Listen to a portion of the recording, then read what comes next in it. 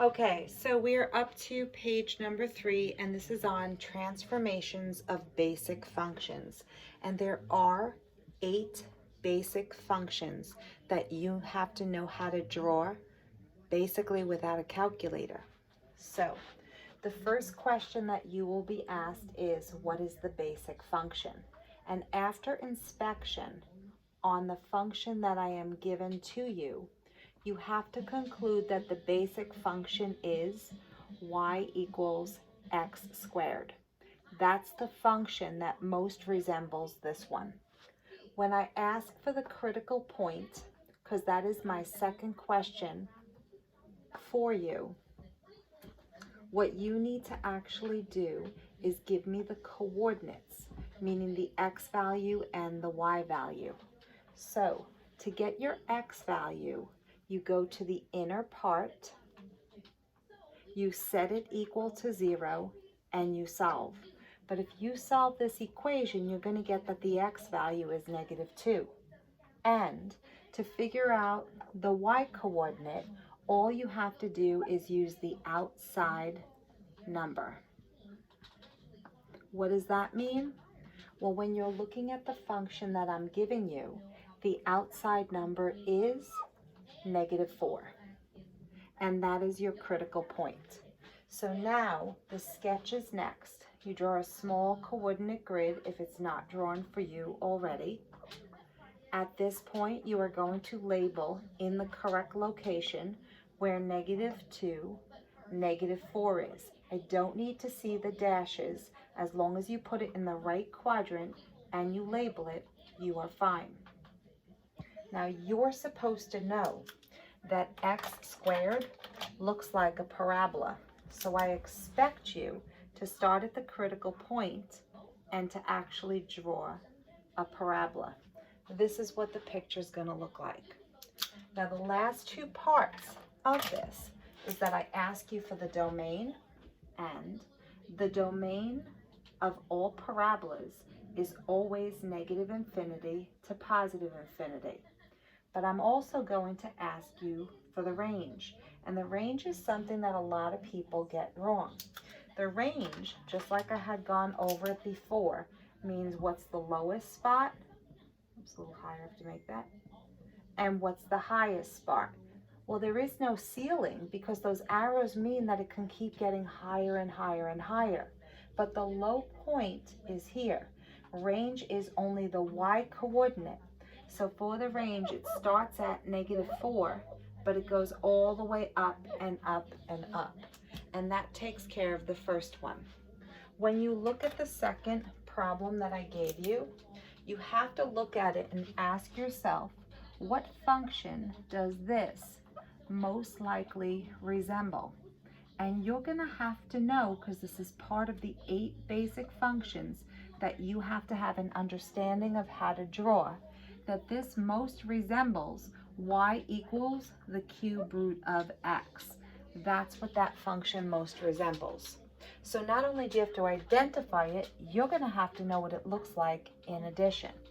So when I ask for your critical point, which is how we always start before we actually graph the function, once again, you are giving me an x coordinate and a y coordinate. To find out what the x coordinate is, you take the part that has the x with it and you set it equal to 0 and you solve. But if you solve this equation, you're just going to get the number 4. When it comes to finding the y coordinate of the critical point, all you have to do is take the outside number. So according to the equation that I gave you, the outside number is +1. Now that you have your critical point, you can attempt to do the sketch. Draw yourself a small coordinate grid if it's not drawn for you already.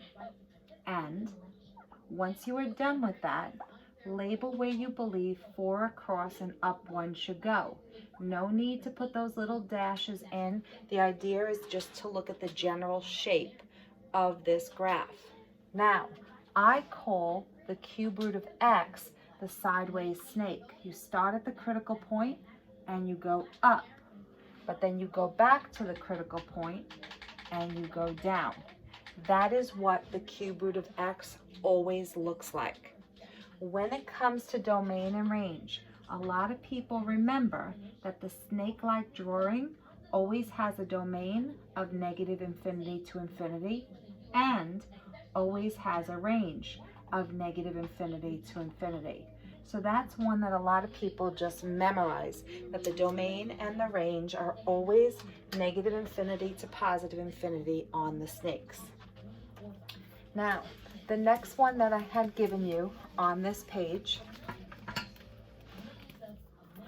says f of x is equal to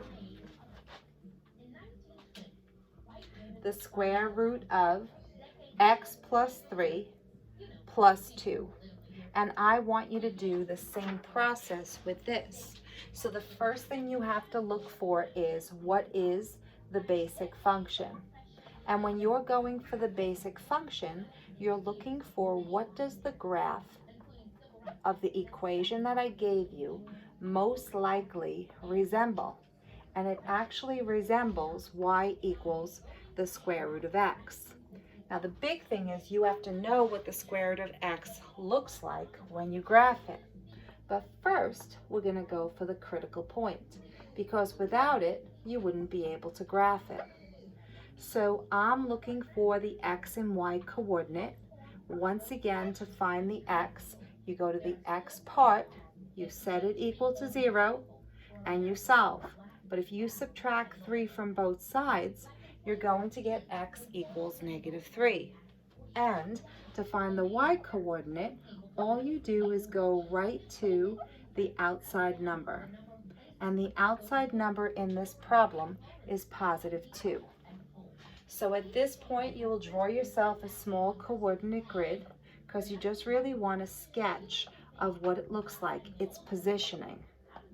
And you're going to go to where you believe -3, 2 is, and you're just going to label only that point. Now, you have to know what the square root of x looks like. So when you draw the square root of x, you start at the critical point, and all you do is draw this. And that's it, nothing else. So now that you know what the graph looks like, it is your time to figure out what is the domain and what is the range. So the idea before this is, the domain means where are the boundaries on the left side and where are the boundaries on the right side. But the right side just keeps getting wider and wider, because that arrow keeps saying it keeps pushing the wall to the right. But the left side is positioned at -3. So your domain is -3, and it keeps going to the right, so therefore it keeps going to infinity. Whereas in the range, you're looking for, where's the floor of this graph? And then where's the ceiling of this graph? But that arrow keeps creeping up, so the ceiling keeps rising and rising and rising, but the floor remains at a level, remember it's the y coordinate for range, of height 2. So the range goes from 2 to infinity. And that's how you get the domain and the range in the third question. All right, my fourth question. When you look at the function that is actually given to you in problem 4, it says f of x is equal to, and in parentheses, it's x minus 1 raised to the third power minus 5. So when you look at any particular function, you are going to be required to identify what this function most likely resembles. So it resembles, let me write that down as the basic function. It resembles y equals x to the third power. And you have to be able to identify that. Once you do that, we're going for the critical point, and you always obtain the critical point in the same manner. To figure out the x coordinate, you take the x part, you set it equal to 0, and you solve. But when you add 1 to both sides, you get x equals 1. And to get the y coordinate, you always use the outside number. And the outside number is -5. So now that you know what the critical point is, you draw a quick XY axis. The coordinate grid does not have to be ridiculously big. And when you're done, you place the point 1 across and down 5 in basically whichever quadrant you believe that it belongs. Now, you are going to have to know what the x cubed looks like. You start at the critical point and you draw half a parabola going up, but then you go back to the critical point and you draw half a parabola going down. And I call that another snake. And anytime you have a snake, the domain is always -infinity to +infinity, and the range is also -infinity to +infinity. So all snakes, whether they're straight snakes up and down or sideways snakes, left and right, the domain and the range are always -infinity to +infinity.